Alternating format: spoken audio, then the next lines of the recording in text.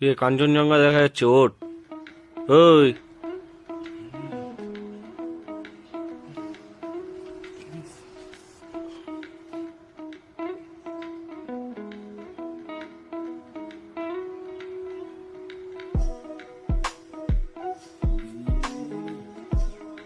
আচ্ছা, আপনি কি আমার মতোই এরকম একটা ভোরের স্বপ্ন দেখেন? ফাটাফাটি, এখনো চোখ কচলাচ্ছি বাবা। আর সঙ্গে এইভাবে টাকভারে আমাদের রুম থেকে স্লিপিং বুদ্ধ পাওয়া যায়। সবে এখন সূর্য উঠছে। আজকের এই ভোরটা আমার কাছে সত্যিই খুব স্পেশাল। কিন্তু ওই যে দিল মাঙ্গে মোর, তাই তো শুধু মনে হয় সত্যি এই জীবনের প্রত্যেকটা সকাল যদি এমন হতো।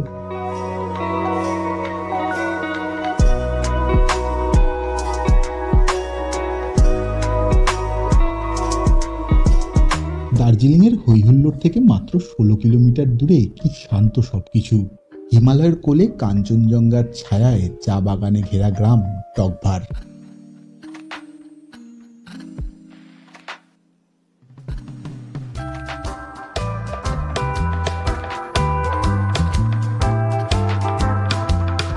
নামটা অচেনা হলেও গ্রামটা আয়তনে দুটো দার্জিলিংয়ের থেকেও বড়। মনে আছে তো দার্জিলিংকে ব্রিটিশ সাহেবরা কেন উন্নত থেকে জনপ্রিয় শহরে রূপ দিয়েছিল? সেই ব্যবসায়িক মুনাফায় যে টকভারের 600 একর চা বাগানের বড় অভাব ছিল। কিন্তু এখন জায়গাটা দার্জিলিংয়ের আলোর তলার কালো অংশই হয়ে রয়ে গেছে। তবে রোজ সকালে এখানে কাঞ্চনজঙ্ঘা ঘরে এসে গুড মর্নিং বলে যায়।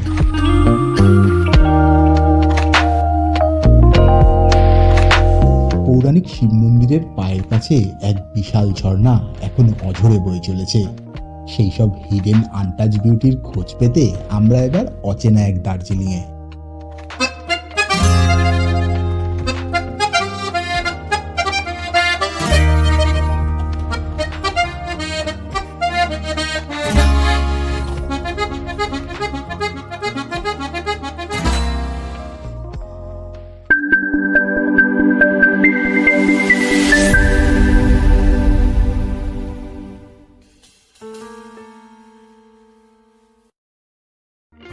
দার্জিলিং জায়গাটা কারো কাছে the queen of the hills, তো কারো কাছে ব্রিটিশদের রেখে যাওয়া সাহেবিয়ানায় কটা দিনের জন্য গা ভাসিয়ে দেওয়া।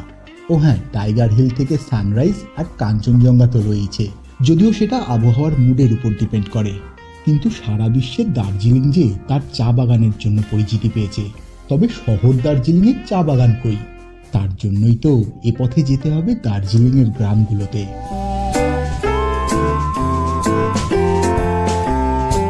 আর এই পাহাড়ি বাঁকটা ঘুরলেই নীল সাদা সবুজের চোখ ধাঁধানো কম্বিনেশন।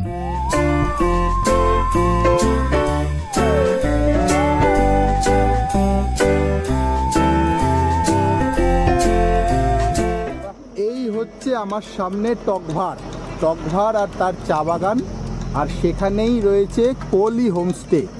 এই কোলি হোমস্টেতে আজকে আমরা থাকবো।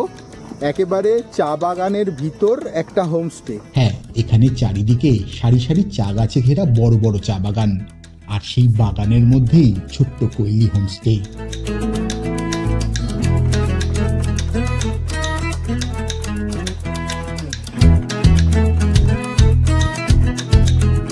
এবার একটু হোমস্টেটাতে ঢুকি, হোমস্টেটা দেখি কিরকম।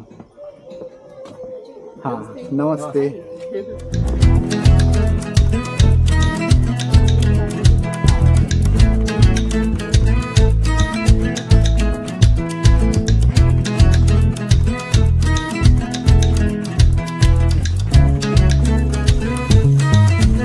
ঘরে ব্যাগ রেখে সোজা এসে বসলাম ব্যালকনিতে।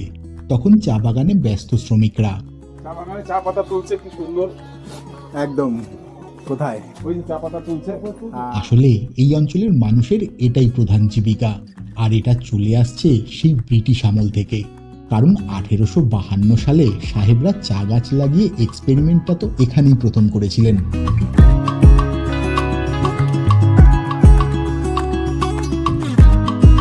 বিকেলে গ্রামের চারপাশটা ঘুরতে বেরিয়ে বুঝতে পারলাম গ্রামটা কিন্তু বেশ বড়, আর অনেক মানুষের বাস এখানে। বিকেলবেলা হোমস্টের চারপাশটা একটু ঘুরতে বেরিয়েছি। একেবারে হোমস্টের সামনে দিয়ে একটা রাস্তা নেমে গেছে, এরকম সৌন্দর্য। সামনেটা দেখো,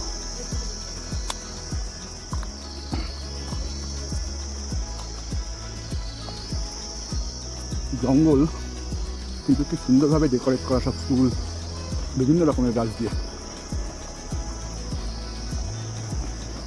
ওরে বাবা, সামনে আবার বাঁশ গাছ। এই যে তো আমরা এদিকটা যাবো।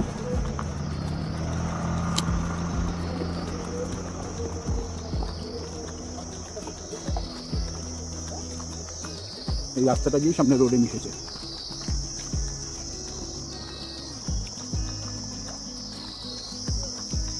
কত রকমের গাছ, সব চেনা অচেনা সব ধরনের গাছ রয়েছে।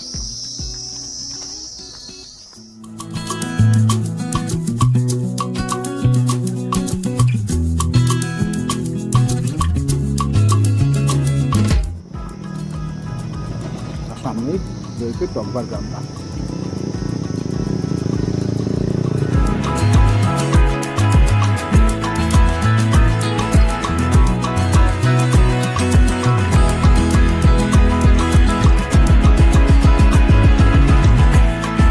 দেখে বুঝলাম প্রায় সবাই ফুটবলকে বেশ উপভোগ করে।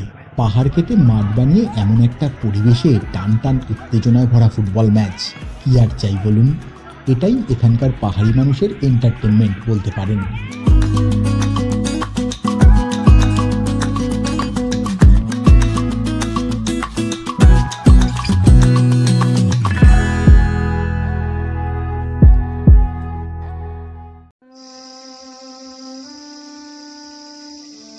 রাত এখানে ঝুপ করে নেমে আসে, আর সে রাত কি নিঝুম বুঝতে পারছেন? চারিদিকে ঝিঝি পোকার ডাক আর ঘুটঘুটে অন্ধকার একটা থ্রিলিং অ্যাটমসফিয়ার তৈরি করেছে। সেটাই উপভোগ করতে করতে রাত কাটিয়ে দিলাম আমরা।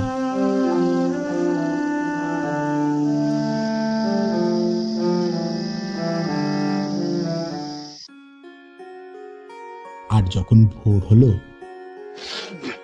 আর জানলাটা খুলি একটু দেখি, জানলা খুলে ওই দেখো, বুঝতে পারছো,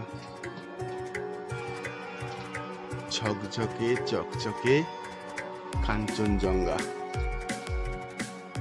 সবে সূর্য উঠছে এখন, জাস্ট ফাটাফাটি।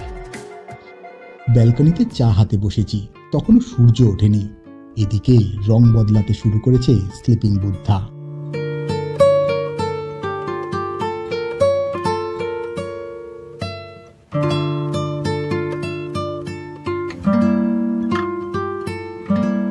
এক অদ্ভুত অনুভূতি, নিচে চা বাগান আর উপরে তাকালে কাঞ্চনজঙ্ঘা। সূর্য যত মাথার উপরে উঠছে, মেঘেরা ততই যেন ঢেকে দেওয়ার চেষ্টা করছে স্লিপিং বুদ্ধাকে।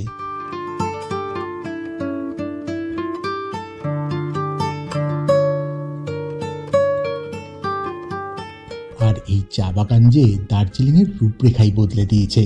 ভাবুন একবার, 1852 সালে চারা গাছ লাগিয়ে প্রথম এক্সপেরিমেন্ট, আর 1856-এ টকভারের চায়ের বাণিজ্যিক রপ্তানি শুরু হয়ে যায়। দার্জিলিংয়ের যে ফ্লেভারটি সারা বিশ্ব জুড়ে ছড়িয়ে পড়েছে, তার আতুরঘর কিন্তু এই বাগানগুলোই।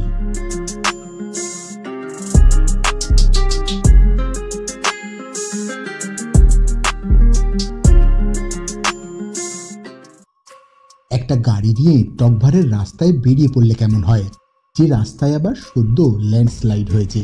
আসলে এই গ্রামে একটা হিডেন ওয়াটারফলস আছে।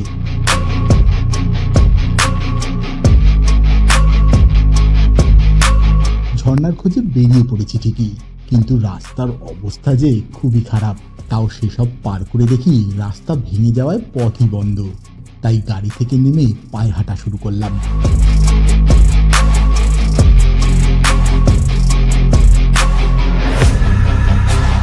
টুকভারে ঘোরার মতো দুটো জায়গা রয়েছে, তার মধ্যে একটা হচ্ছে রানীবান ওয়াটারফলস।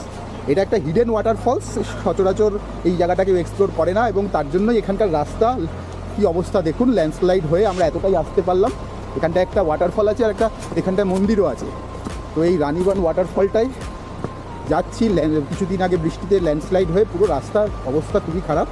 সেখানটায় বলছে নাকি ওয়াটারফলটা খুব সুন্দর, একেবারে আনটাচ হিডেন ওয়াটারফল।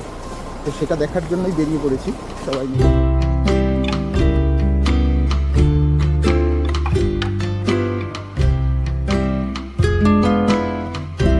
আচ্ছা, এটা কিন্তু রানীবান ঝর্ণার নিচের অংশ। এখন উপরে মন্দিরের কাছে সেই ঝর্ণা আছড়ে পড়ছে, আর সেই জল এই পথ দিয়েই রঙ্গিত নদীতে গিয়ে মিশেছে।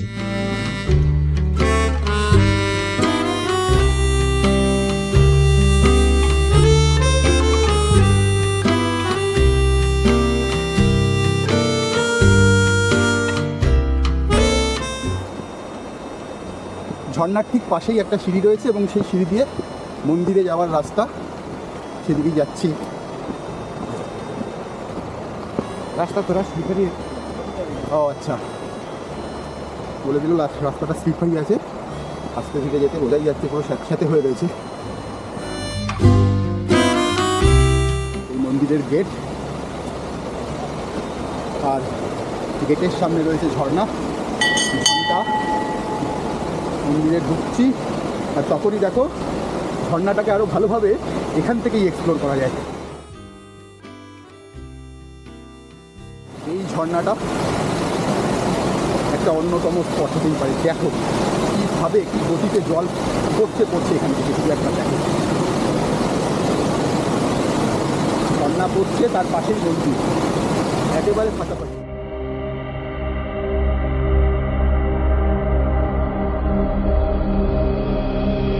একটা শিব মন্দির, আর তার পায়ের কাছে বিশাল জলধারা। এই দৃশ্য সত্যি আমাকে বাকরুদ্ধ করে দিয়েছে।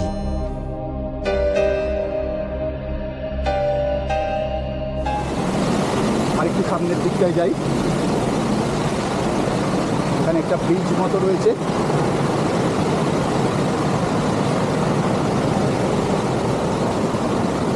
সেখান থেকে ব্রিজ দিয়ে মন্দিরে যাওয়া যায়, ঝর্ণাটাকে ক্রস করে।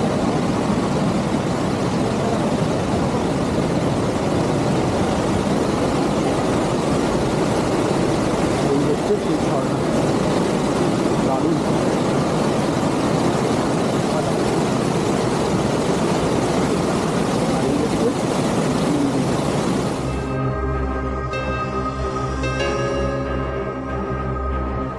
का मंदिर है। अच्छा, ये कब से?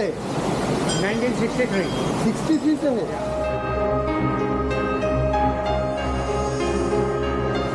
नाम क्या है?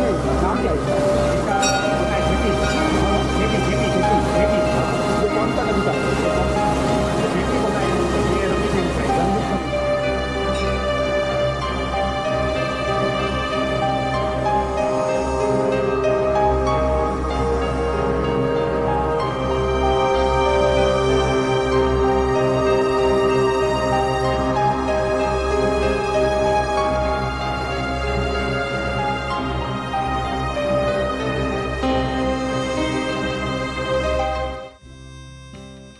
না, এখানেই শেষ না। বলেছিলাম না টকবার জায়গাটা বেশ বড়। জামুনি নদীও এই গ্রামের পাশ দিয়েই বয়ে গেছে। মনে আছে তো অনুরাগ বাসুর বরফি সিনেমাটা? জামুনি পার্কেই তো রণবীর কাপুর আর প্রিয়াঙ্কা চোপড়া এসে শুটিং করে গেছে। এখন এসে গেছি টুকবার থেকে জামুনি পার্কে। এটা একটা ভিউ পয়েন্ট, এখান থেকে জামুনি নদী বয়ে গেছে, আর তার সঙ্গে একটার পর একটা ব্রিজ। তবে আর সামনে একটা শিব মন্দির আছে। তবে এই জায়গাটা জনপ্রিয়তা পেয়েছে এই যে সামনে যে ব্রিজটা, এই ভগ্নদশায় থাকা ব্রিজটা, এটার জন্য। কারণ এই ব্রিজটাতে বরফি সিনেমার শুটিং হয়েছিল একটা সময়। রণবীর কাপুর আর প্রিয়াঙ্কা চোপড়ার যে শ্যুট হয়েছিল বরফিতে, সেই শ্যুটটা এই ব্রিজেই হয়েছিল, এবং তার জন্যই কিন্তু এই জায়গাটা আরও বেশি জনপ্রিয় হয়েছে ট্যুরিস্টদের কাছে। এই হচ্ছে সেই ব্রিজ, যে ব্রিজে বরফির শুটিং রণবীর আর প্রিয়াঙ্কা চোপড়ার হয়েছিল। এই সেই ব্রিজ, দুর্দান্ত।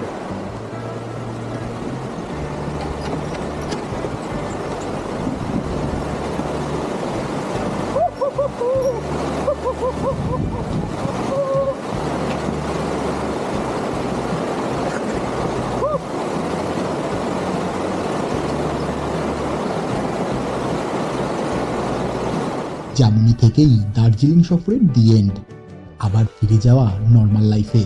তবে অনেকগুলো টুকরো টুকরো স্মৃতি সঙ্গে নিয়ে যাচ্ছি আমরা। জানি পরের সফরে হয়তো এই 7 জনের টিমটা থাকবে না, কেউ বেরিয়ে যাবে তো নতুন কেউ সেই জায়গা নেবে। তবে মনে থেকে যাবে মুহূর্তগুলো, ওই যেমন জামুনি পার্কে পিকু আর আমার রণবীর কাপুর হয়ে ওঠা।